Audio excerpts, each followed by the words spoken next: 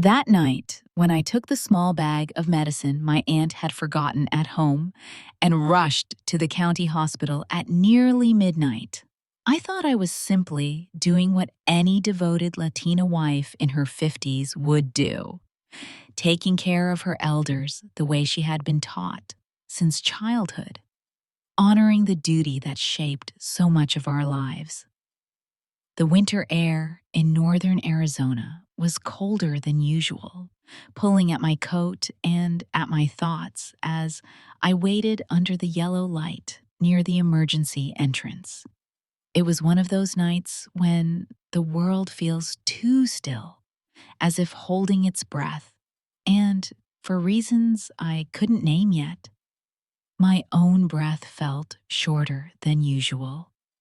I had ordered a ride because my husband, Emilio, had taken our car earlier that afternoon, saying he needed to check on a client who owed him money, promising he would return before dinner.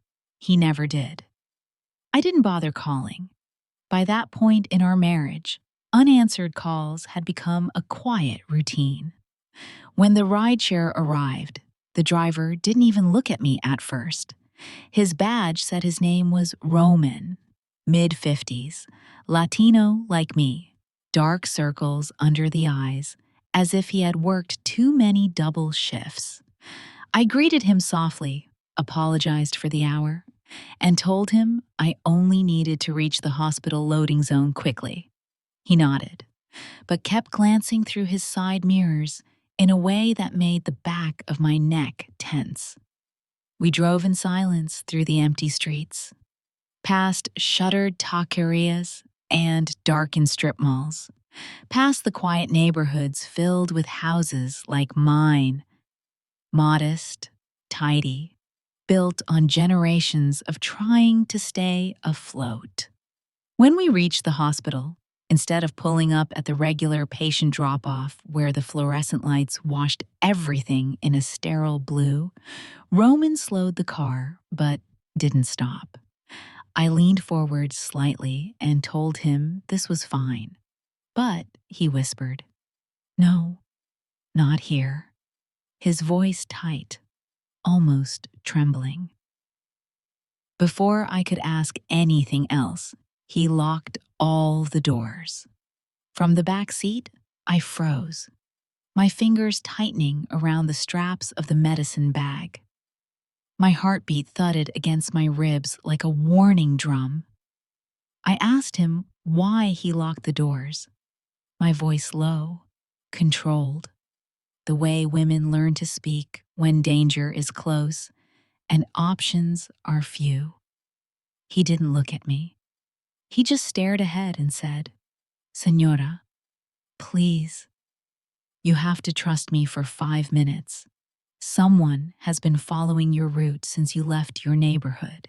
If you get out here, they will get to you before you reach that door."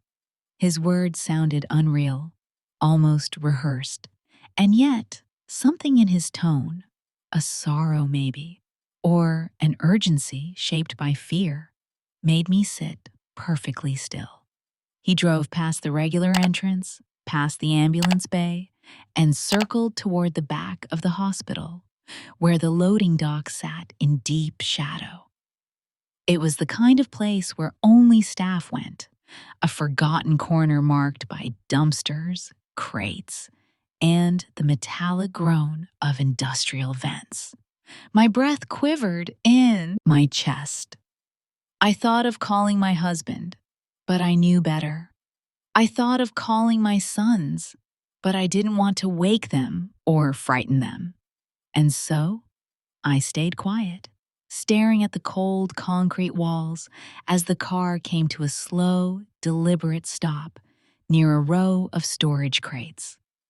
Roman's hands gripped the steering wheel so tightly, I could see the tendons bulging under his skin. He didn't turn toward me, but his voice lowered to a whisper. "They think you're alone. They think you will walk right into their hands." I couldn't let that happen. For a few seconds, I could not breathe. My mind darted through every possible scenario: mistaken identity, a prank, a scheme. And yet, the night was too silent, too heavy, too watchful for denial. Then, just as Roman had warned, the hospital security lights snapped on in the loading area, flooding the shadows with harsh white beams. Two security officers sprinted down the ramp, shouting into their radios, and behind them, another figure, a larger man in tactical uniform, pointed toward a narrow passage beside the crates. I followed his gaze, and in the far corner saw movement. A person dressed in dark clothing, face partially covered, half crouched as if waiting for the moment I stepped out of the car. One of the officers charged. Another tackled the figure from the side. A muffled clash of bodies echoed in the loading bay, followed by the sharp clatter of something metallic hitting the ground. In that split second, I felt my entire life tilt, as if someone had ripped open a curtain I never meant to see behind. Roman finally unlocked the doors. His voice softened when he said, "You can breathe now, Senora." I stepped out of the car on shaking legs as the officers restrained the man on the ground. One of them lifted what looked like a soaked cloth and a small bottle from his jacket pocket. Items no ordinary person would bring to a hospital at midnight. The scent that drifted toward us was chemical and cold, the kind that makes your stomach flip because your body knows instinctively it doesn't belong near anything alive. I wanted to collapse. I wanted to run. But instead, I stood there, arms wrapped around myself, watching the scene unfold like a slow-motion nightmare. When the suspect was fully restrained, the head security officer walked toward me, removing his gloves and addressing me by name, by my full name. "Senora Rosa Delgado, you were the target tonight." My skin burned at the sound of his words. It felt impossible. Me, a simple woman who had spent years running a small bookkeeping service from my kitchen, who cooked caldo on Sundays and kept her head down through her husband's storms. But then, he continued, "Someone filed an anonymous tip earlier this evening. Someone said you were in danger." I turned to look at Roman, the driver who still stood next to his car with his shoulders sagging. He met my eyes, and for the first time, I saw not fear, but recognition. Familiarity. A memory flickered from decades ago. A childhood barbecue, a warm summer night in Tucson, when my father introduced me to a shy teenage boy who lived 2 houses down. I whispered his name. "Roman Herrera?" He nodded slowly. "Your father asked me, years before he passed, to keep an eye on you whenever life began to feel unsafe." His voice broke slightly. "Tonight, it almost ended before you knew the danger had even begun." The officers pulled the suspect upright. The man lifted his head just enough for me to see the edge of his jawline. Something about it made my chest tighten. Not recognition, no, but a terrible sense of proximity, as if the violence meant for me had come from far closer than any stranger should ever reach. And then, just before they dragged him away, the suspect spat out a sentence that severed the last thread of my old life. "Tell your husband she should have stayed home."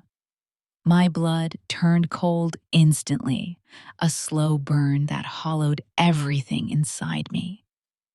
I didn't know yet what Emilio had done, or how deep his debts were, or why my existence had become a liability. I didn't understand the betrayal waiting for me in the days ahead. All I knew in that moment was one truth, sharp enough to cut through bone. Someone wanted me gone, and someone close to me had opened the door for them. I gripped the medicine bag against my chest and felt a tear roll down my cheek. Not because I was weak, but because I finally understood.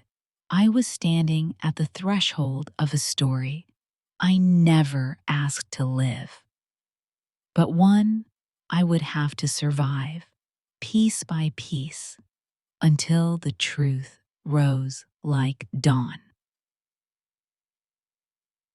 And before we continue, if this story finds a home in your heart, remember to like this video, subscribe to the channel, and tell me in the comments which city you are watching from. Stories like mine deserve to be heard, and you sharing yours with me helps us grow together. Now, let me tell you who I was before that night, and why everything had been breaking long before I realized it. My name is Rosa Delgado, and if you had asked me 6 months before that night at the hospital who I was, I would have given you the same answer most Latina women of my generation would. I was a wife, a mother of 2 grown sons, a woman who kept her home standing through storms no one ever saw from the outside. I am 53 years old, born in Tucson, but raised between 2 worlds, the American streets where my brothers played basketball at dusk, and the Mexican traditions my mother guarded fiercely inside our house like sacred fire.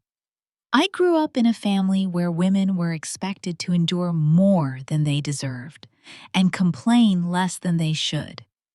And I carried that quiet endurance with me long after I left my childhood home, long after the desert wind shaped my character into something equal parts soft and unbreakable. For most of my life, I lived in a modest neighborhood outside Flagstaff, where the pine trees stood tall enough to make you feel small, and the winters could snap your bones if you weren't ready for them. When I married Emilio, I believed I was choosing stability because he was charming in that old-fashioned Latino way. Smooth words, sweet promises, the kind of man who knew how to make a woman feel chosen, even when the world made her feel invisible. I was 28 then, and he was 32. A handsome machinist with strong hands and a smile that could quiet any doubt. And I, like many women raised by mothers who feared loneliness more than unhappiness, believed that a man who looked steady was the same as a man who was steady. Over the years, I built my life around my family. I ran a small bookkeeping service out of my dining room, working mostly for local Latino-owned businesses, mechanic shops, taco stands, a roofing company run by 3 brothers who argued nonstop but paid on time.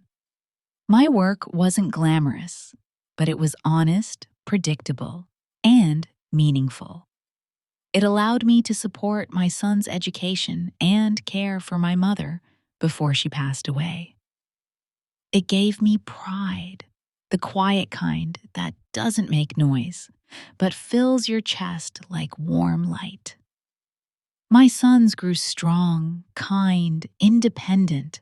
Traits I prayed came from me, rather than the tension that had started to creep slowly into our home during their teenage years, tension born from Emilio's unpredictable moods. Still, in public, we looked like the solid family people applauded. Bilingual, hardworking, respectful. To outsiders, We were the emblem of Latino perseverance in America. And maybe that is why I stayed so long, because women like me are taught that endurance is virtue, that silence is dignity, that if we just hold on a little longer, the man we once loved might return to his better self. But what I never told anyone, not my sister, not my comadres, not even my priest during confession, was that Emilio had been drifting from me long before the night someone tried to take my life. It began quietly, the way distance always begins: a missed dinner, a forgotten anniversary, a sudden disinterest in the things he once adored, especially the warmth of our home. I blamed stress at work. I blamed age. I blamed myself. And while I blamed everything except the truth, Emilio started spending more time fixing problems for clients, which was his way of saying he needed to disappear for hours without explanation. Sometimes he came home smelling of cigarette smoke, even though he didn't smoke. Sometimes he came home with cash that didn't match his paycheck. And sometimes he didn't come home at all. But women like me survive by convincing ourselves we can rebuild anything if we just love hard enough. I made excuses for him, cooked his favorite meals, left notes in his lunch boxes, reminding him to eat, ironed his shirts even when he barely looked at me. I clung to the memories of the man he had once been, the one who used to dance with me in the kitchen, barefoot, after we put the kids to bed. The man who used to kiss the back of my hand as if reverence were a language only he and I shared. I kept choosing that memory over reality, even when reality started to bruise me. Not my skin yet, but my spirit. Latino culture can be beautiful, full of warmth and loyalty, but it can also be heavy on women. We are raised on devotion. We are raised on sacrifice. We are raised to hold families together even when the glue starts to burn our fingers. And I, Rosa Delgado, had been burning for years without admitting it. My father, before he died, used to tell me something in Spanish every time he saw me tired, caring too much, giving too much. Mija, no puedes salvar a nadie que se está hundiendo si tú no sabes nadar. You cannot save someone who is drowning if you don't know how to swim. I used to smile politely at that phrase, thinking it was poetic but irrelevant. I didn't know then that my father had seen in Emilio what I refused to see. I didn't know he had asked people, quiet, trustworthy people, to check on me if life ever took a dark turn. I didn't know he had left me more than money. He had left me guardians I never met, watchers who respected his last request. And one of those watchers had been the man behind the steering wheel that night. Roman didn't tell me everything right away. But even in the confusion, even in the shaking of my hands, I understood that the danger surrounding me wasn't random. Someone knew my schedule. Someone knew I would be alone. Someone knew Emilio wasn't home. And someone had been counting on my blind loyalty to walk me straight into the hands of a stranger, carrying chemicals meant to silence me forever. That thought, even before I had all the answers, split something open inside me. It wasn't fear. It was recognition. The kind of recognition that arrives late, but arrives sharp. Because deep inside, long before the hospital night, I had already felt the shift in Emilio's heart. I had felt him turning into a man with secrets heavy enough to darken a home. And I had felt myself shrinking, making myself small to avoid waking the beast I sensed under his skin. I didn't know yet exactly what he had done, but I knew this much. Whatever danger had found me that night was tied to the man who shared my roof. And that truth, spoken or unspoken, would be the beginning of everything that followed. So, before we move forward, before I tell you about the first time my husband truly broke something in me that couldn't be repaired, I want you to understand who I was, an ordinary Latina wife who believed endurance was love, who believed loyalty would be rewarded, who believed devotion could save a sinking marriage. I was wrong. And the night at the hospital was simply the moment life stopped whispering and finally raised its voice. That was the night the curtain lifted. But the first blow, the one that should have warned me years earlier, came long before the attempted kidnapping. And that is where I will take you next. The first time Emilio truly broke something inside me didn't happen during a fight or a betrayal or a moment of rage. It happened on a quiet Sunday afternoon, the kind of afternoon families like ours usually spent grilling carne asada in the backyard, laughing with neighbors, letting the Arizona sun warm our faces.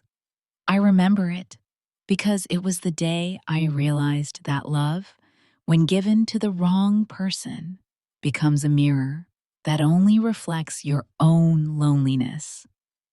It was 3 years before the night at the hospital.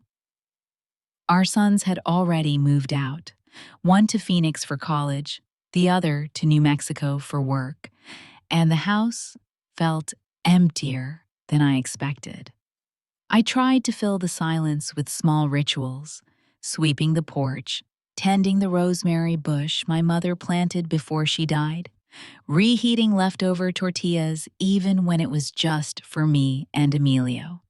That afternoon, I was preparing pozole, his favorite, because he had told me the week had worn him down and he wanted a quiet Sunday with his wife, which in those days felt like a rare gift. He came home earlier than usual, but something was different. He walked into the kitchen without greeting me, went straight to the fridge and opened a beer, his shoulders tense in a way that made my stomach twist. I asked him gently how his day was, and he responded with a grunt. Not anger yet, just indifference. But indifference can be its own form of cruelty when you are married to someone who once looked at you like you were the center of his world. I served him a bowl of pozole at the table, setting it down with the same tenderness my mother used to show my father. Instead of sitting, Emilio stayed standing, finishing his beer in one long swallow before grabbing another. That was new. My husband drank, yes, but never like that. When he finally sat, he didn't thank me. He didn't smile. He didn't even look at the food. He just stared at me with eyes that seemed heavier than the man I married.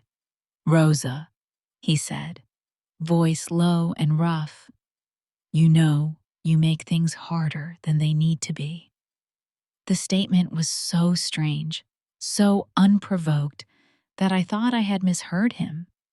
I asked softly what he meant, but he shook his head with irritation, as if my question proved his point. "You don't listen. You don't understand the pressure I'm under. You live in your little world, pretending everything is fine, while I'm out there trying to keep this family afloat." I opened my mouth to speak, but he raised his hand, not to strike me, but to silence me. And perhaps that was worse, because it told me my voice no longer belonged in the conversation. He accused me of mismanaging our bills, even though I handled our finances with precision. He said I was careless with our home, even though I kept it spotless. He said I was distant, cold, uninterested in him. And that last accusation stung, because it wasn't me who had grown distant. It was him who had started coming home late. Him who refused to talk. Him who turned his phone upside down at dinner so I couldn't see the screen light up. He attacked everything I did, every part of who I was, not with volume or rage, but with the slow, deliberate cruelty of someone who needed to crush what was closest in order to justify the chaos growing inside him. The pozole went cold while he dismantled my spirit piece by piece. I remember placing my hands on the table to steady myself because my legs suddenly felt too weak to hold me.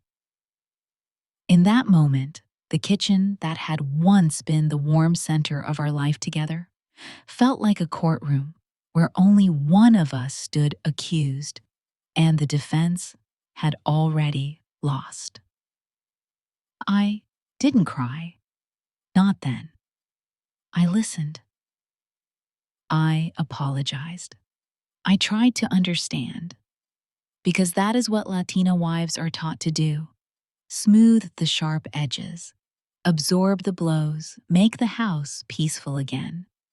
But his words lodged deep inside me, deeper than any bruise could have. That night, when I lay beside him in bed, I stared at the ceiling and wondered when my marriage had stopped being a partnership and become a burden I carried alone. Emilio slept soundly, as if cruelty cost him nothing. And maybe it didn't. But for me, something cracked. It was the first moment I understood that emotional violence doesn't announce itself with slammed doors or raised fists. Sometimes it arrives sitting quietly at the dinner table, holding a spoon it never uses, looking at you with eyes that no longer see you. His family didn't help much either. Emilio's mother, Senora Leticia, was the kind of woman who believed her son could do no wrong. She always treated me politely, but beneath her smile lived a constant disapproval, like she believed I had somehow stolen her son from the life she wanted for him. She would criticize the way I seasoned food, the way I folded laundry, the way I celebrated holidays. Women nowadays are too soft, she told me once, while stirring beans in my kitchen as though it belonged to her. A wife must know her place. A man carries the burden. You support him no matter what. I wanted to ask her who supported the women, but I swallowed the question because I knew the answer would break me. Over time, Emilio used her words like weapons. Anytime he wanted to justify his temper or his distance, he invoked his mother's expectations. "Be grateful," he would say. "My mother never questioned my father. Why do you question me?"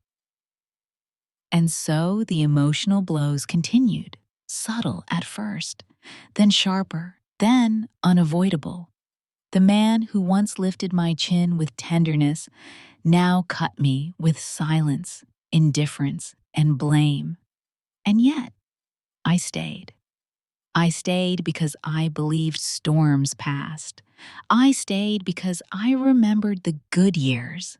I stayed because women like me were taught that leaving is failure. And I stayed because I never imagined that the man who once held my heart would one day plot to make sure it stopped beating. The first blow was not physical. The first blow was the realization that I was married to a man who no longer valued me.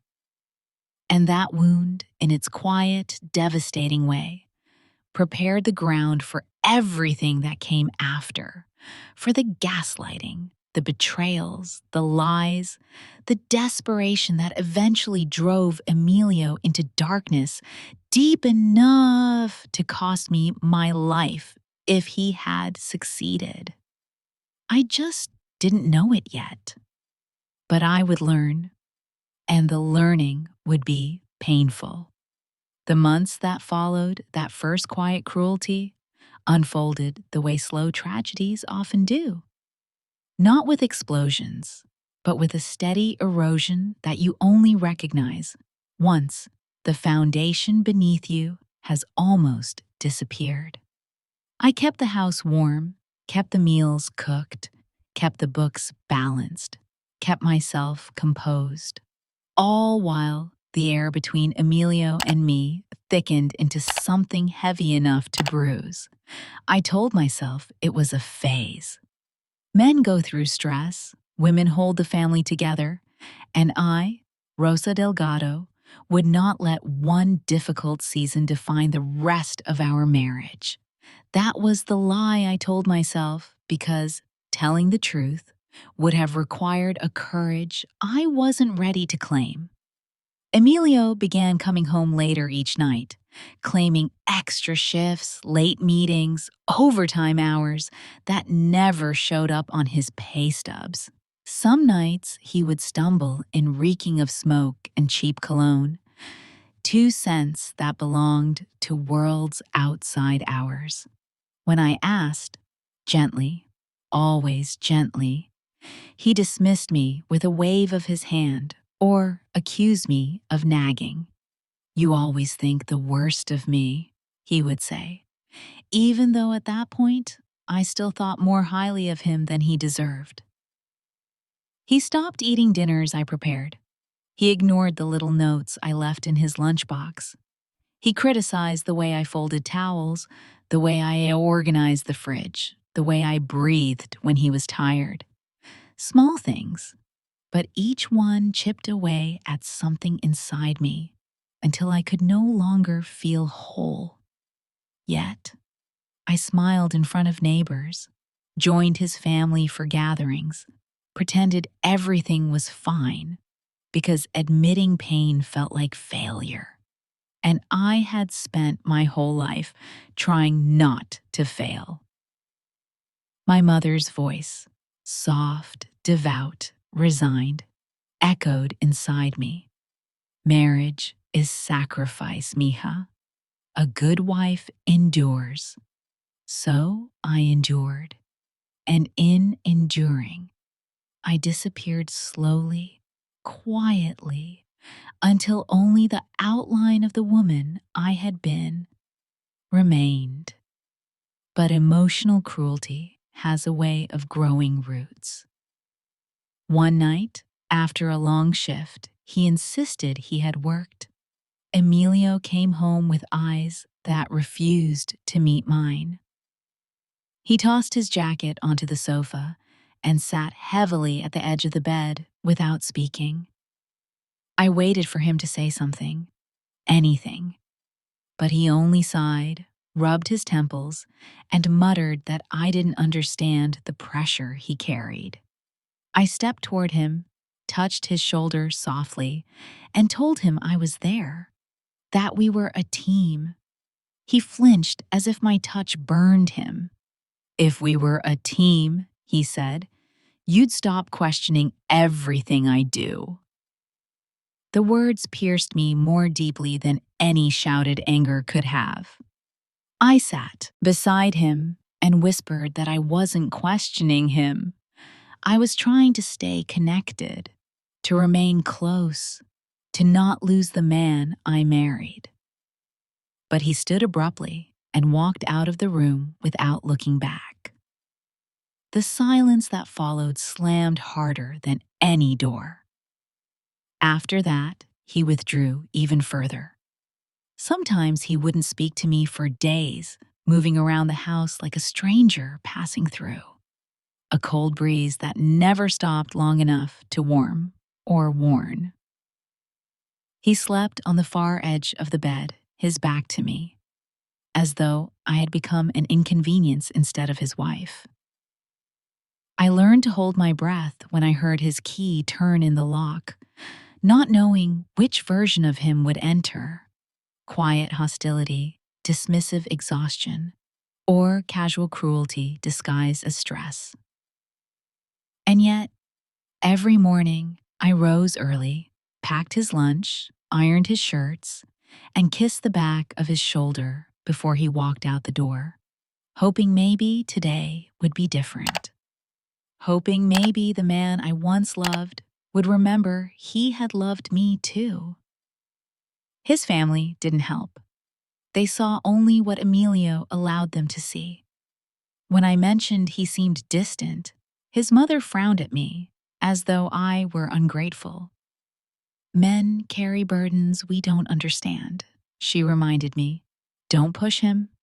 I swallowed my confusion, my loneliness, and the growing sting of blame because contradicting her would only turn Emilio against me more.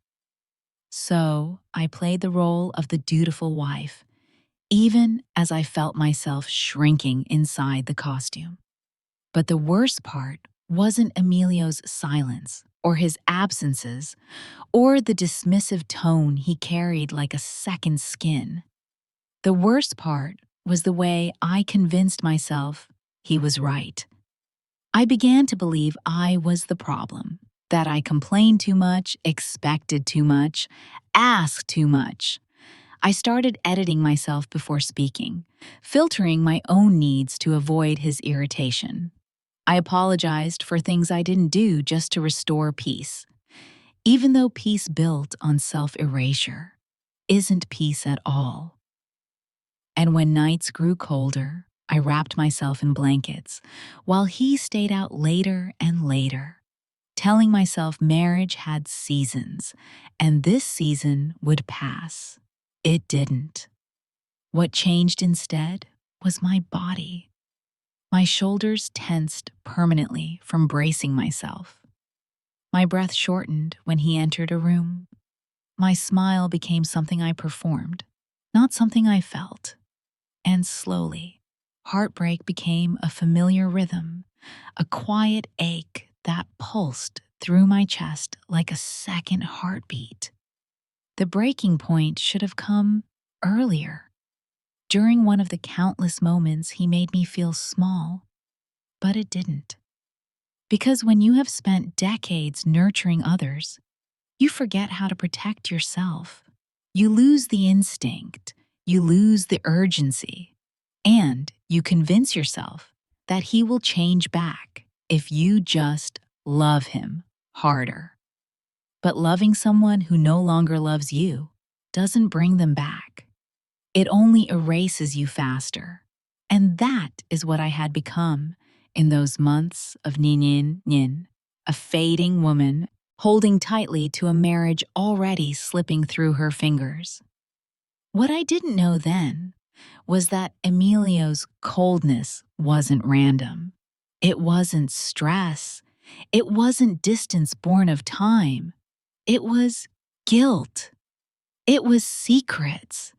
It was desperation creeping quietly into our life like a shadow that grows longer each day until you finally notice it has swallowed the light.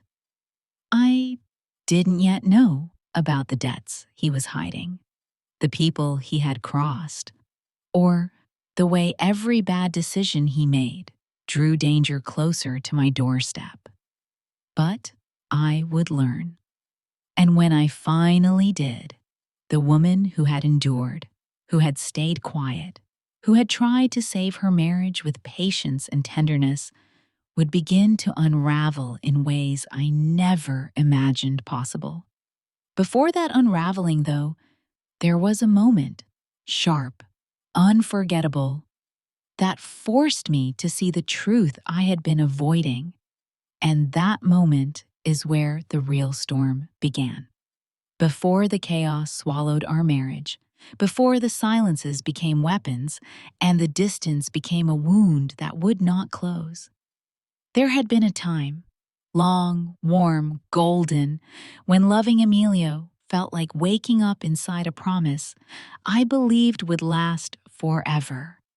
And, as strange as it sounds, during those dark months when he barely looked at me, I often found myself drifting back to the early years, replaying the memories as though reminding myself that once upon a time, I had not imagined everything. That once upon a time, he had loved me in ways that felt soft and certain, like the desert sun rising over the horizon with a steady glow that could warm even the coldest morning. I met Emilio at a 4th of July cookout hosted by my cousin Maribel, the kind of family gathering where kids raced each other barefoot across the grass, while uncles argued about baseball, where the air smelled of mesquite smoke and homemade salsa, where the women laughed loudly enough to drown their own sorrows for an afternoon. I was 28, recently moved back to Arizona to care for my mother, working 2 jobs and trying to rebuild my life after a relationship that had left more cracks than affection. I wasn't looking for anyone. I didn't want anyone. But Emilio? He arrived wearing a blue shirt rolled at the sleeves, carrying 2 bags of ice and a smile that made the whole backyard feel warmer. He wasn't breathtaking, not in the way movies show. He was real, grounded, handsome, in a familiar way that made you feel like you had known him longer than a single afternoon. When he shook my hand that day, he held it for a second longer than necessary, not out of arrogance, but out of sincerity, as though he wanted to memorize the moment. "Rosa," he said softly, "has anyone told you today that you look like the kind of woman who keeps a house full of light?" I laughed, shy and unprepared, feeling my cheeks heat the way they hadn't in years. Later, he found excuses to walk near me, helping with the grill, asking about my job, offering me a plate of food even, though there were 20 other people he could have served. And when the fireworks started, he stood beside me, not touching me, not intruding, just close enough that his presence felt like a gentle invitation. Our first date was simple: tamales from a food truck and a walk around the old downtown square. We sat on a bench under a flickering streetlight, and he asked about my dreams, not my job or my past, or what I could offer him, but my dreams, something no one had asked me in years. I told him I wanted to own a small bookkeeping business, to live in a house with enough sunlight for plants, to grow old with someone who laughed easily. He listened like every word mattered. When he drove me home, he didn't try to kiss me. He held my hand instead, warm and steady, and said, "Rosa, if you let me, I'll always take care of you." I believed him, and for a long time, he lived up to that promise. During the early years of our marriage, Emilio was tender in ways that seem almost unreal now. He brought me pan dulce from the bakery whenever he noticed I was tired. He remembered the small things, like how I preferred my coffee weak and my blankets heavy.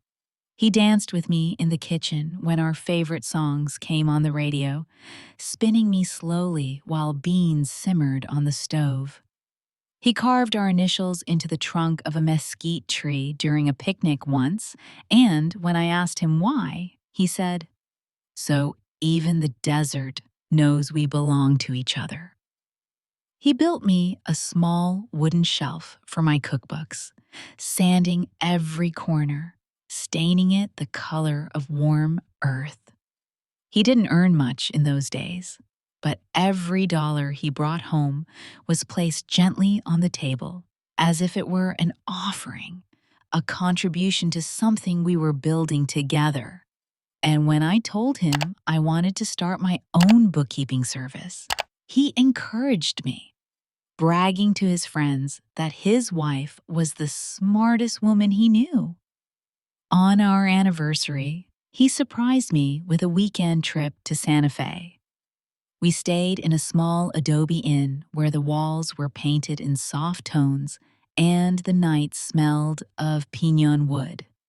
We walked hand in hand through galleries, bought a turquoise ring I still keep in a drawer, and made promises in the dark that felt unbreakable. There was a time when he would reach for my hand in the middle of the night, even when half asleep, pulling me closer with a tenderness so instinctive. It made me feel cherished in a way no one else ever had. There were mornings when he woke me with breakfast and a quiet kiss on my forehead. There were evenings when he would fall asleep with his head in my lap while I ran my fingers through his hair, feeling grateful for a love that felt both fragile and steady. And maybe that is why the unraveling years later hurt so much, because I wasn't grieving a fantasy. I was grieving the memory of a real man who had once held me softly, who had once laughed with me under string lights in our backyard, who had once told me I was the luckiest thing that had ever happened to him. I kept these memories like folded photographs inside my chest, worn at the edges from being handled too often.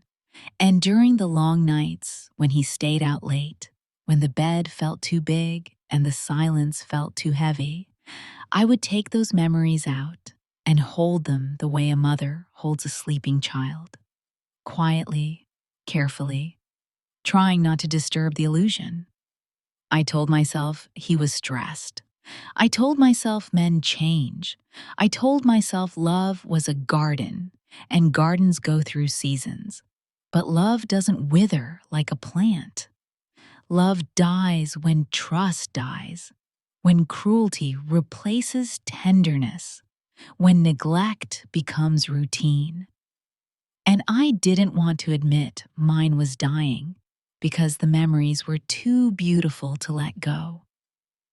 But memories cannot save a marriage. They cannot stop a man from drifting toward darkness. They cannot protect a woman from a betrayal waiting just beyond the next month, the next lie, the next night he didn't come home. Eventually, even the warmest memories grow cold when the present becomes unbearable. And mine did, slowly, painfully.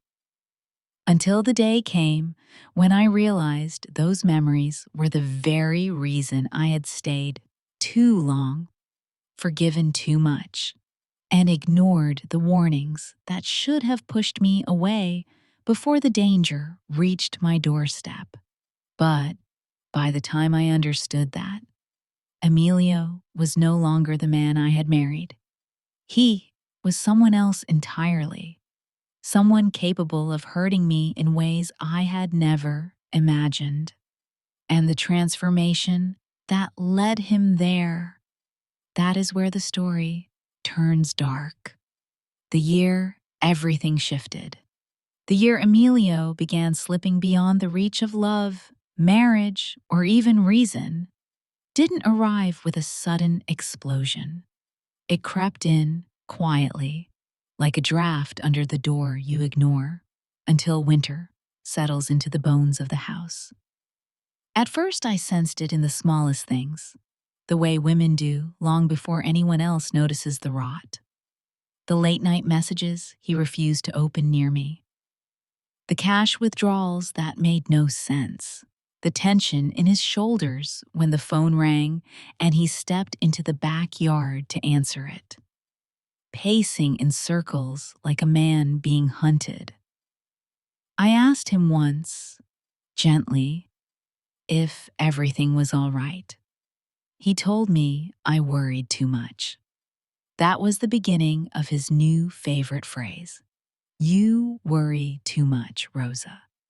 As if worry were not a language women learn before they learn to walk. As if worry were not the instinct that keeps our families alive. At first, I believed he was overwhelmed at work.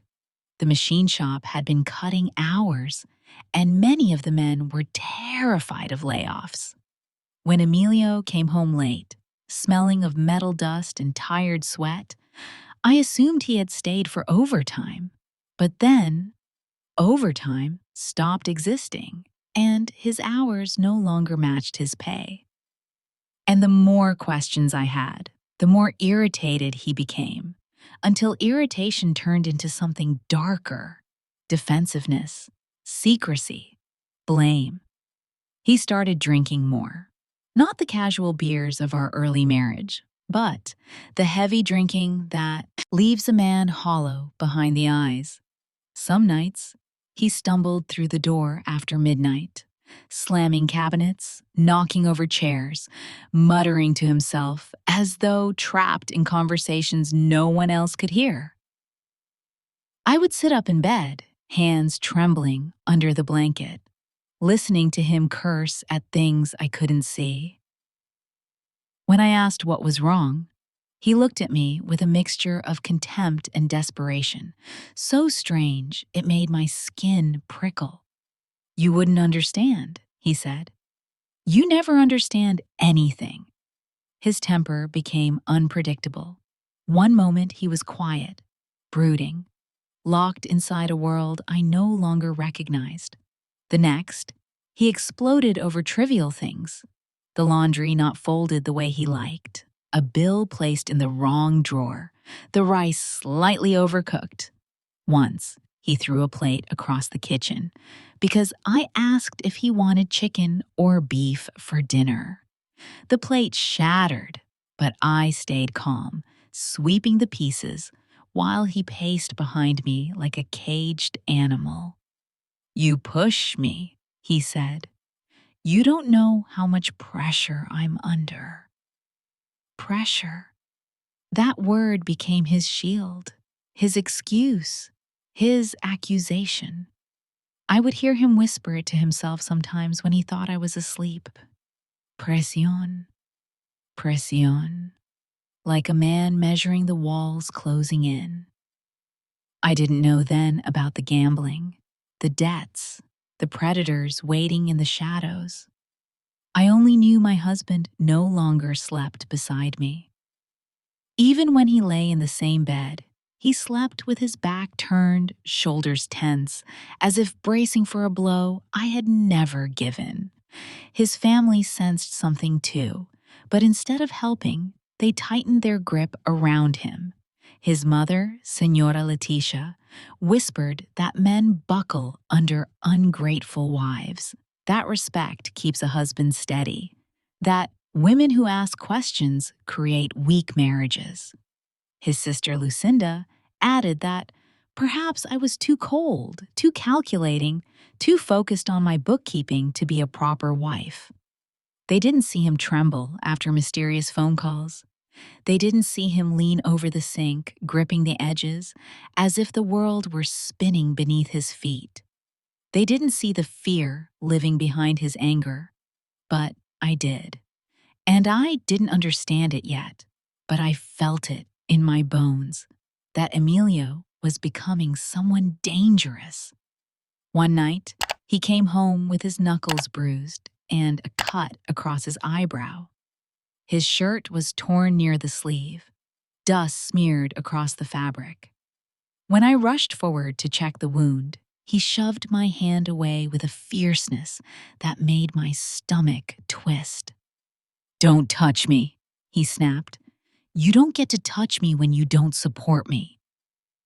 I stood frozen, watching the man I once loved bleed onto the kitchen floor while refusing the only care I could offer.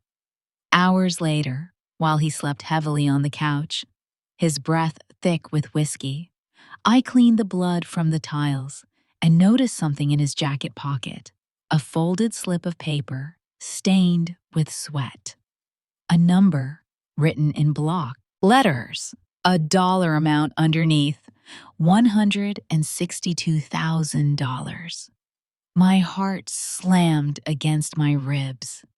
I didn't understand the meaning yet, but I understood danger when I saw it. When I tried to ask him the next morning, he erupted. He grabbed the paper from my hand, crumpled it, and yelled that I had no right to go through his things. Then, with a coldness I still remember vividly, he said, "You should focus on keeping this house clean, not on business that isn't yours." It was the first time in 20 years he had spoken to me like I was an outsider in my own home. After that, the unraveling accelerated. His phone buzzed constantly with unknown numbers. Sometimes he stepped outside to answer, speaking in hushed tones, pacing like a man standing at the edge of something bottomless. Other nights, he ignored the calls entirely, staring at the screen until it stopped vibrating, his jaw tight, his face pale, the fear simmering under his skin. When I approached him on one of those nights and gently rested my hand on his back, he recoiled violently, knocking over a lamp. "Don't sneak up on me," he shouted, chest heaving. "I can't deal with your clinginess right now." Clinginess. The word sliced through me. I had spent months tiptoeing around him, shrinking myself, learning to breathe quietly, learning to disappear. And still, he felt suffocated. But the moment I realized the man he had become, the moment that should have told me danger was already inside my home, happened on a Wednesday evening. I found him sitting in the dark, hands covering his face, his body trembling. I tried to kneel beside him, but he stood abruptly and punched the wall, leaving a crack in the plaster. Then he turned to me with eyes wide, frantic, not angry anymore, but terrified. "They're going to ruin me," he whispered. "They're going to take everything." I asked, "Who?" He shook his head violently, grabbing my shoulders, fingers digging into my skin hard enough to leave marks. "You don't understand, Rosa. You don't understand how dangerous these people are." I tried to calm him, to remind him we had each other, to tell him we could fix anything together. But he looked at me with something close to hatred and said, "You can't fix this. Stop pretending you matter in this." He shoved past me, disappearing into the night. That was the night I cried in the kitchen, knees against the cold tile, the memory of our early love flickering like a dying candle. That was the night I began living beside a stranger with secrets, a stranger with debts, a stranger whose darkness had already begun reaching for me long before I realized I was in its path. I didn't know then that the people Emilio feared would soon turn their eyes toward me. I didn't know his desperation would grow sharp enough to cut through loyalty, vows, and conscience. And I didn't know that the man trembling in our living room would one day decide the only solution to his problems was to erase me from the equation entirely. But the signs were there. They had been there for months, and I, still clinging to the memory of who he had once been, ignored them all. Because love blinds you, but fear eventually forces your eyes open, and mine were about to open in the most brutal way. By the time the danger around Emilio began tightening like a noose, the violence between us was no longer loud or sudden.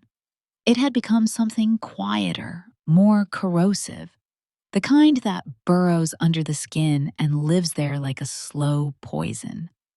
Physical blows weren't his way. Not yet, not then. But words can bruise deeper than fists, and silence can suffocate a woman faster than shouting ever could. The months before the attempted kidnapping were the longest months of my life, not because of what happened in them, but because of what slowly died inside me during that time. It started with his gaze, how it hardened every time I walked into a room, how suspicion replaced affection, how the softness that once lived in his eyes slowly turned sharp, like glass. He watched me the way guilty men watch those who know too much, except I didn't know anything yet. I only felt the danger. Then came the cynicism. He mocked my work as if I were a child playing office instead of a woman running a small but honest business. He sneered when I spoke about clients. He laughed when I mentioned saving for retirement. "You think you're going to save us?" he said once, leaning against the fridge with that new, hollow confidence he seemed to wear like armor. "You can't even save yourself." I didn't understand what he meant. I didn't know he was already imagining a future where my survival didn't matter. His moods shifted constantly. One day he was quiet and irritable. The next he was volatile, pacing the house like he was ready to punch through walls. He slammed doors, threw objects, yelled at shadows.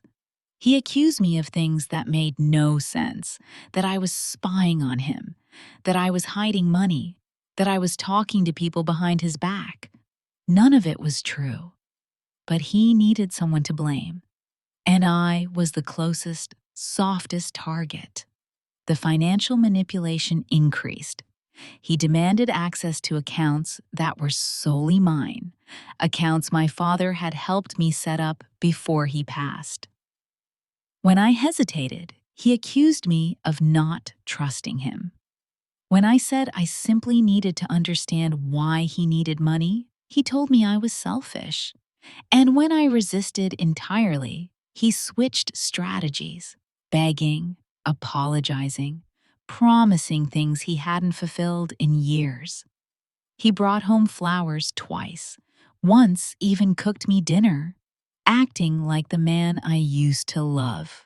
But every tender gesture came with a request, and every request came with a demand for more. There were days when he disappeared for 24 hours, coming home disheveled, eyes bloodshot, smelling of whiskey and fear. When I tried to reach him emotionally, he pushed back. "You don't get it," he said once, rubbing his temples. "You never have. You never could." He blamed me for his stress, his debts, his failure. He blamed me for everything he needed to escape.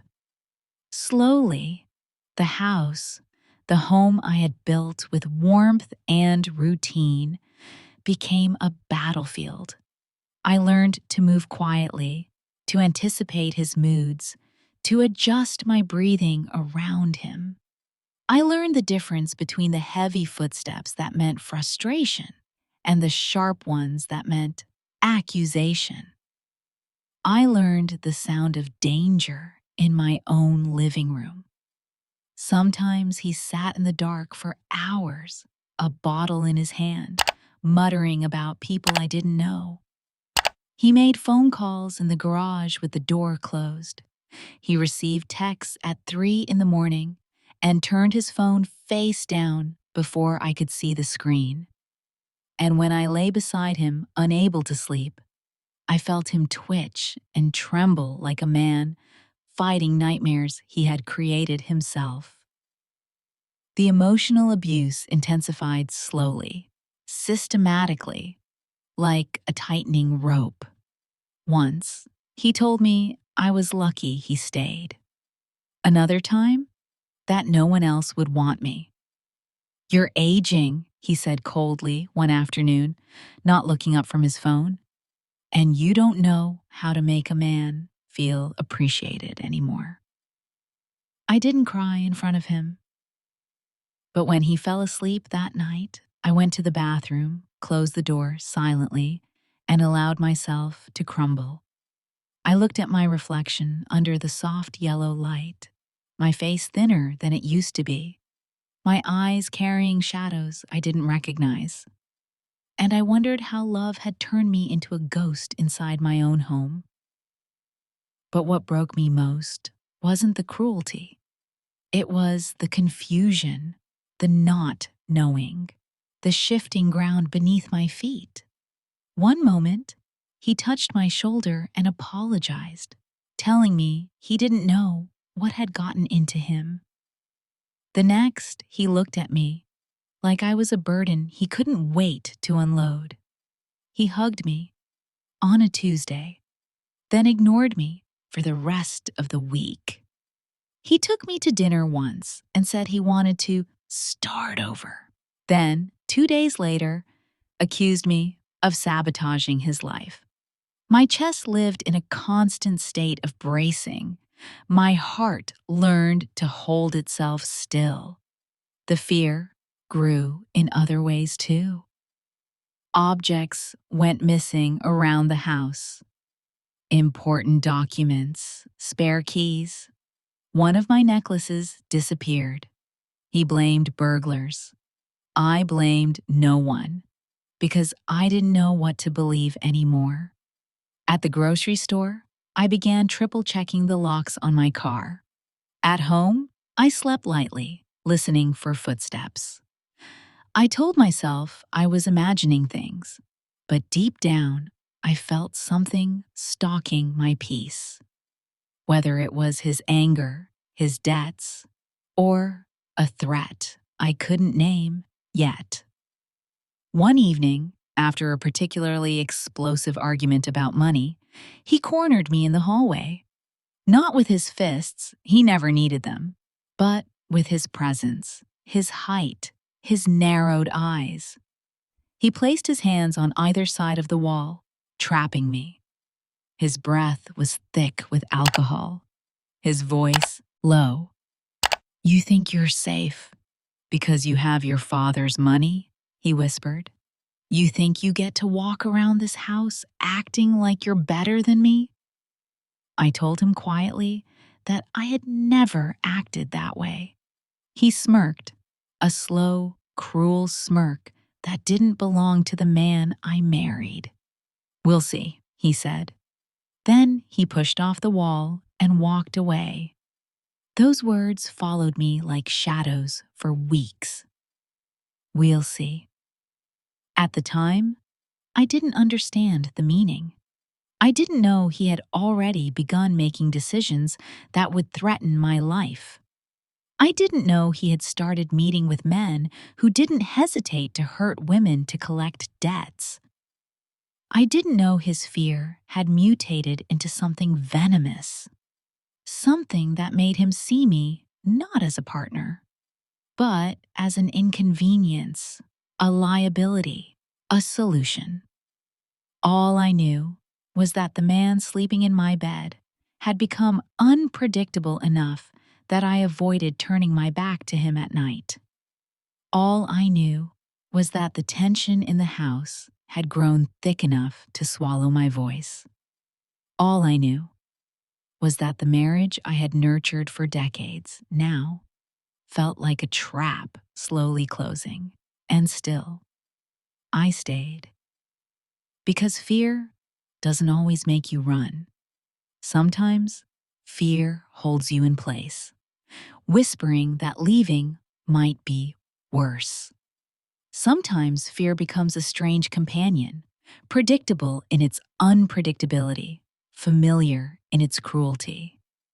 What I didn't know was that I had already crossed into dangerous territory, and Emilio was only weeks away from making a decision that would change everything.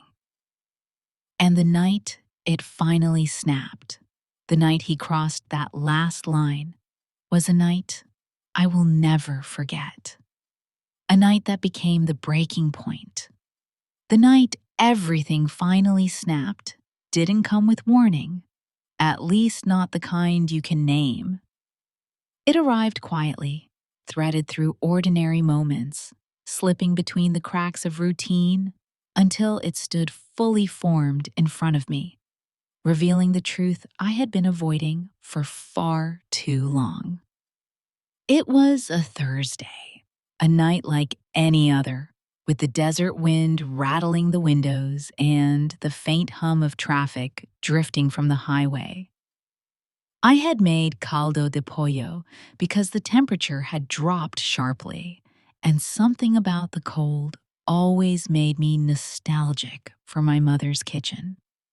Emilio hadn't answered my calls since noon, but that wasn't new. I set the table anyway. I lit a small candle. I tried to create warmth where there was none. At 9:15, the front door opened. Not slammed, opened. Quietly. That was the first sign. Emilio entered with a stillness that unsettled me more than his anger ever had. He wasn't drunk. He wasn't agitated. He didn't pace, didn't mutter, didn't accuse. He simply walked inside like a man who had made up his mind about something irreversible. He glanced at the dining table as though it were an artifact from a life he no longer recognized. Then he turned to me with an expression that made my skin prickle, calm, almost gentle, but hollow behind the eyes. "You cooked," he said. His voice sounded soft, too soft. I nodded. He smiled faintly, a small curve of the mouth that didn't touch his eyes. "You always try," he whispered, "even now." I didn't understand what now meant, but something in my chest tightened with instinctive dread. He sat at the table, and I joined him. For a few minutes, we ate in silence. The candle flickered between us. His face glowed in the soft light, reminding me of the man he used to be, the man I had once trusted with my whole life. But the illusion broke when he reached into his pocket and pulled out a small white bottle, the same bottle of vitamins he had insisted I take the week before. He placed it beside my bowl with a casualness that made the gesture more threatening. "You forgot to take your supplement today," he said. "It's good for your heart." My heart froze. In the silence that followed, my mind replayed every detail: the poorly glued seal, the strange powder, the way he had watched me eagerly the night I pretended to swallow it. Everything aligned with chilling clarity. "I'll take it later," I murmured, forcing my voice to remain steady. "No," he said softly. "Take it now." His fingers tapped the table lightly, rhythmically, as though keeping time with some internal urgency I couldn't yet see. I felt the old fear rise in my throat, but alongside it, something new stirred. An awareness, a sharpening, a settling of resolve. I reached for the bottle, unscrewed the cap slowly, and held a capsule between my fingers. His gaze sharpened. The room felt colder. I brought the capsule toward my lips, then paused intentionally. "Emilio," I said gently, "why are you watching me like that?" His jaw twitched. "Because I need you to take care of yourself," he answered. But the tremor in his voice betrayed him. In that moment, I knew with certainty that what I held in my hand was not medicine. It was harm disguised as care. It was betrayal in pharmaceutical form. I lowered my hand. He stiffened instantly, his voice rising not in anger, but in panic. "Rosa," he said sharply, "take it."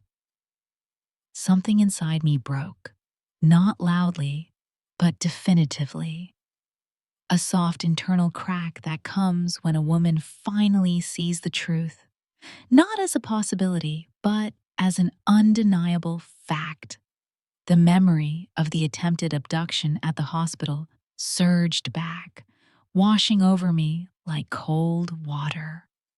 The suspect's final words, "Tell your husband she should have stayed home," echoed in my mind with brutal clarity. Emilio saw the realization forming in my eyes. For the first time in our marriage, I watched guilt and fear collide openly on his face. That collision detonated the last piece of denial inside me. I stood from the table slowly, quietly. He watched me stand, watched me breathe, watched me choose myself in a way I never had before. "Rosa," he murmured, softer now, as if softness could erase the poison on the table between us. "Sit down. Don't make this harder." But something had shifted. In me, not in him. I wasn't crying. I wasn't trembling. I wasn't begging. For the first time in years, I felt clear, painfully, devastatingly clear. "Who are you?" I whispered.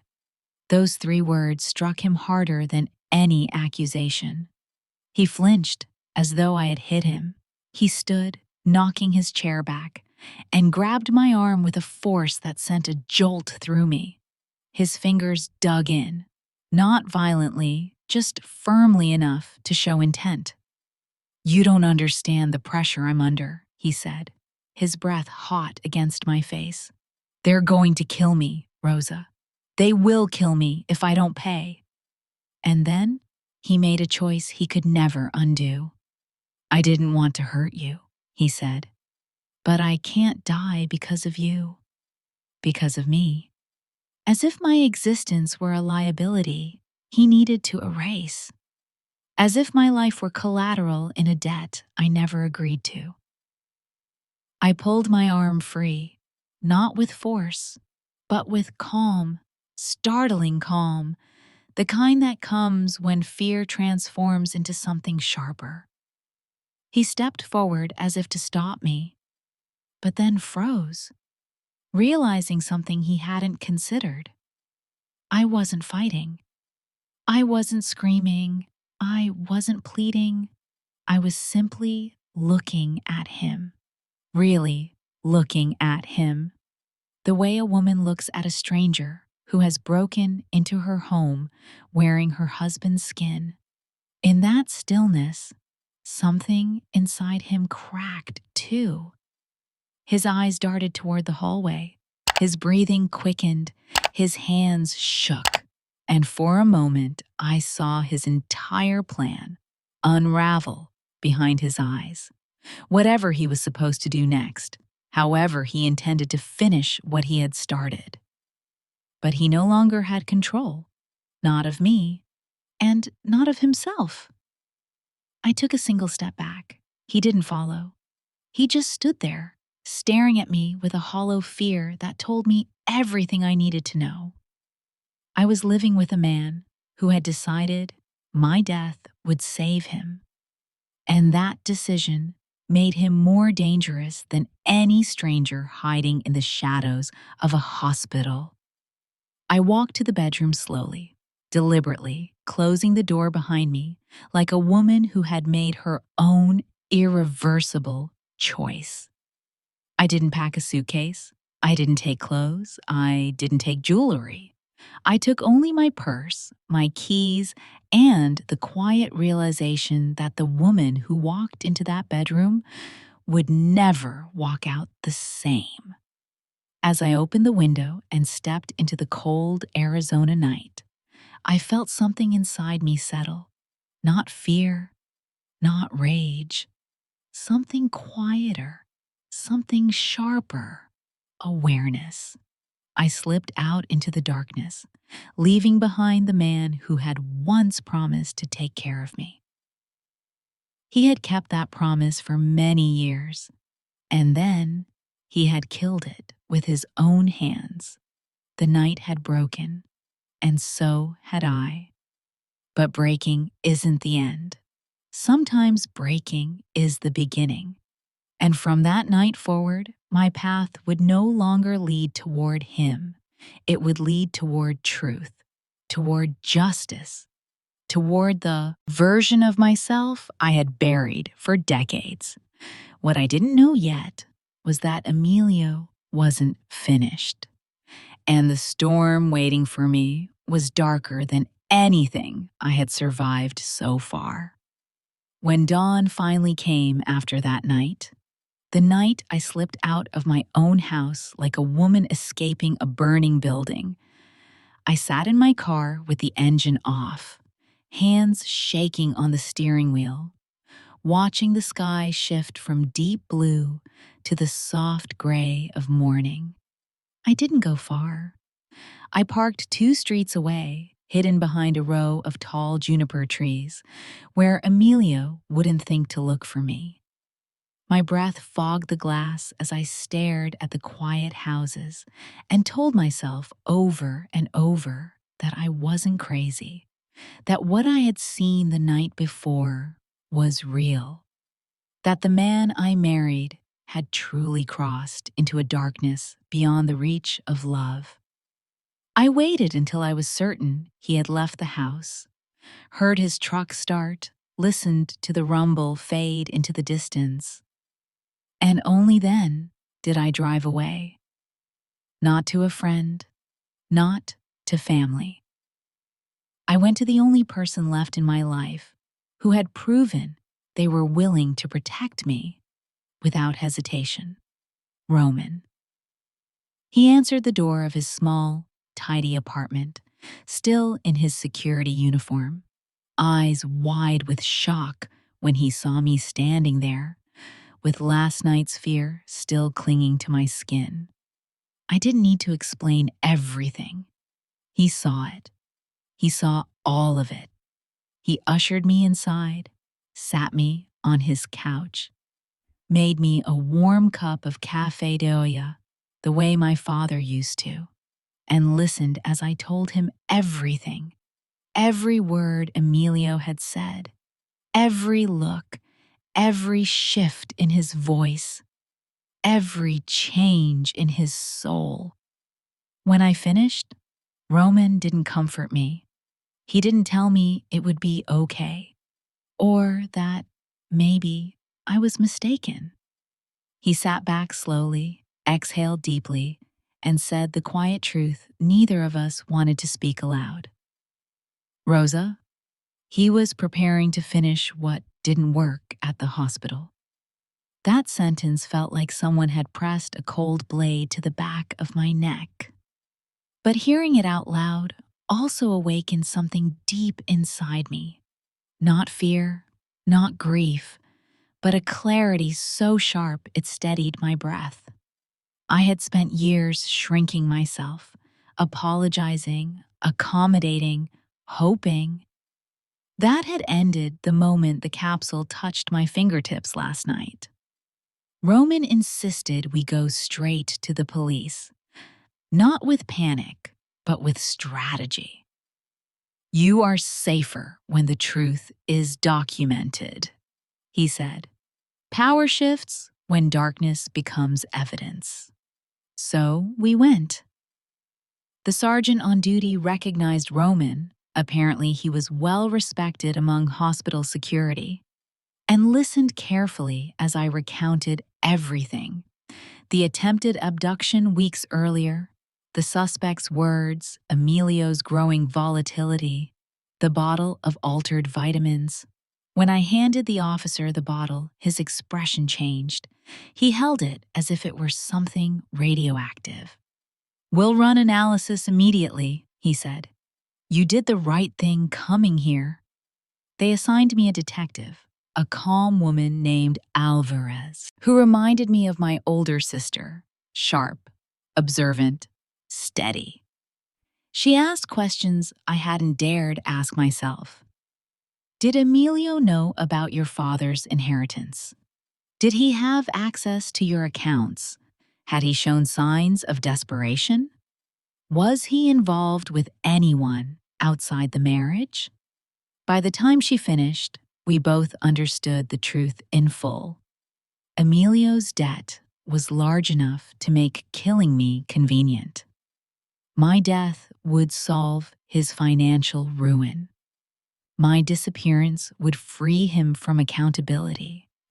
My absence would give him control over everything I had inherited. Detective Alvarez told me something that chilled me to the bone. Rosa, men in financial crises do desperate things. But when a man decides his wife is the solution, that's when we move fast. And they did. Faster than I expected. That afternoon, officers accompanied me to my house to retrieve essential belongings. Emilio wasn't there. But I saw signs of his unraveling everywhere. The torn papers on the counter, the half-drunk whiskey on the table, the jacket he had thrown on the floor. The air itself felt heavy, as if soaked in the residue of his desperation. I collected photographs, documents, my laptop, the ring my mother gave me, and a handful of clothes. Everything else could burn for all I cared. That night, I stayed in a safe house arranged by the police. I slept for the first time in weeks, not deeply, but without terror clawing at my chest. The next morning, the lab results came back. The capsules Emilio had tried to make me swallow contained a potent sedative often used in illegal operations. Fast-acting, dangerously strong. The kind that could cause respiratory failure if mixed with alcohol, or if taken repeatedly. There was enough in that bottle to kill me slowly, undetectably, over days. When Detective Alvarez told me the results, I pressed my hand to my chest to steady the tremor building inside. "We have enough to open a criminal investigation," she said, "but I need you to stay steady while we build the case. Men like your husband don't give up quietly." She was right. Emilio didn't disappear. He grew louder, angrier, more desperate. He called me repeatedly, first with pleading, then with rage. He left voicemails accusing me of abandoning him, of ruining his life, of choosing outsiders over family. He pounded on the door of my old house one night, unaware I was miles away, shouting that he needed to talk, that he could explain, that he still loved me, that everything was my fault. The neighbors called the police. They arrived and told him to leave. He did, but not quietly. For the next several days, he spiraled. He drank more. His debts grew. The men he owed money to began showing up at his workplace, at the mechanic shop, at bars he frequented. Eventually, even the people he once called friends began distancing themselves, unwilling to be associated with someone who had crossed too many lines. Meanwhile, the police were gathering the pieces. The suspect from the hospital, now fully cooperating in exchange for leniency, identified Emilio as the man who had provided information about my schedule. Phone records showed communication between Emilio and several unidentified numbers linked to criminal groups. Surveillance footage revealed him purchasing the vitamins, meeting with suspicious men in parking lots, and withdrawing large amounts of cash days before the plot at the hospital. And on top of that, Forensic analysts uncovered his fingerprints on the bottle he claimed he bought for my health. The case built itself. All I had to do was breathe and stay alive long enough to watch it unfold. 3 weeks after the night I escaped, the police made their move. Emilio was arrested outside a pawn shop, hands cuffed behind his back, confusion and anger warring across his face as officers pushed him into the back of a squad car. When Detective Alvarez called to tell me, I didn't cheer, I didn't cry, I didn't tremble. I simply closed my eyes and exhaled. A long, slow breath that tasted like release. The trial that followed was brutal. Emilio tried to deny everything, painting himself as a victim of circumstance, claiming he had been manipulated by dangerous men. He blamed stress, blamed alcohol, blamed fear, but he never blamed himself. I sat in the courtroom every day wearing a soft-colored scarf and a quiet expression, refusing to let him see the pain he had caused. My testimony was steady, not dramatic. I told the truth, every piece of it. The jury listened. The prosecutors presented the bottle, the text messages, the attempted abduction history, the financial records, the testimonies of the men he had involved, and the moment that sealed his fate was when the toxicologist held up the bottle and said clearly, "1 capsule a day for a week would have been fatal." Emilio's face collapsed. On the final day of trial, when the guilty verdict was read, attempted murder, conspiracy, poisoning, fraud, and reckless endangerment, I didn't look at him, not because I was afraid, but because I had finally reclaimed my gaze for myself. He was sentenced to 22 years. As they led him away in handcuffs, he turned back once, eyes hollow, mouth trembling as if he wanted to speak. Perhaps to apologize, perhaps to curse me, perhaps to ask how the woman he underestimated had dismantled the world he tried to build on my bones. I will never know, and I will never need to. After the sentencing, I stepped outside the courthouse into the sunlight. The same Arizona sunlight that had watched over my entire life and felt something I hadn't felt in years. Safety. Not the fragile safety that depends on another person's mercy, but the grounded safety that grows inside a woman when she finally chooses herself. I rebuilt from there. I sold the house. I reopened my bookkeeping business in a small, bright office near downtown. Women from the community, Latina mothers, widows, business owners, came to me not just for help with taxes, but for advice, for comfort, for courage. Word spread about my story, but I never shared the details publicly. I didn't need to. Women know suffering without needing explanations. 6 months later, I donated the last of Emilio's belongings to charity. I stood in my empty living room, the walls freshly painted, sunlight pouring across the floor, and whispered a quiet prayer for the woman I used to be. The one who loved deeply, endured quietly, and survived unknowingly. She deserved peace. And so I gave it to her. Today, as I sit here telling you my story, I am not bitter. I am not broken. I am awake. I am alive. And for the first time in decades, I am free. If my story finds you in a moment of doubt, or fear, or pain, I want you to hear this clearly. You are allowed to leave the fire before it burns you. You are allowed to save yourself first. and you are allowed to rebuild the life someone tried to destroy. Did you like this story? And where are you listening from? Tell me in the comments. Your presence here means more than you know. If you want to support the channel so I can continue bringing you life stories like this one, you can send a super thanks. On the screen now, you'll find 2 more stories waiting for you. Until next time, with love, respect, and strength.